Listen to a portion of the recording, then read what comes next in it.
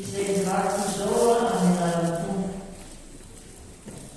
Ary no niditra tao aminy ilay anjely dia nanao hoe arahavana ilay nasoavana ny tompo mombanao. Amen. Ankehitriny riavana dia misy fiarabana atao maraika anakavinanankiray izay anamety ankehitriny. Aorinan'izay dia misy baraka sy hira amin'ny azonatolotanana ary amin'ny dia misy fanomezana kely hozaraina ho an'ny rehetrarehetra.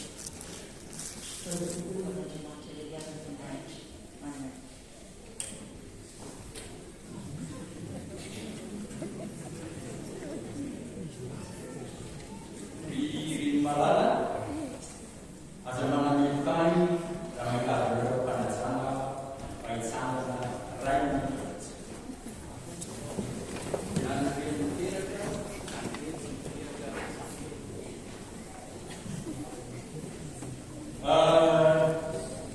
niveritaniana tontolo iny hevitra koa zay kotraka zakosa raha nirena fitiavana sotina lita hiarahabanareo sy rasoanareo dia hioritra aho hiaiky ny heritoanananareo tamin'ny tolana fovokanakiko ny akinan ire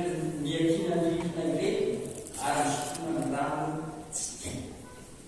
Rehefa aveo dia hitraka ny fanomezan'olonahitra anareo nohona roaran'olombelo ary raha tsy misy anareo tsy azy zahay zahay lehilahy. Fahatelo sady farany izay vao hanao ny fiarabana sy ny firatsoa tsotra.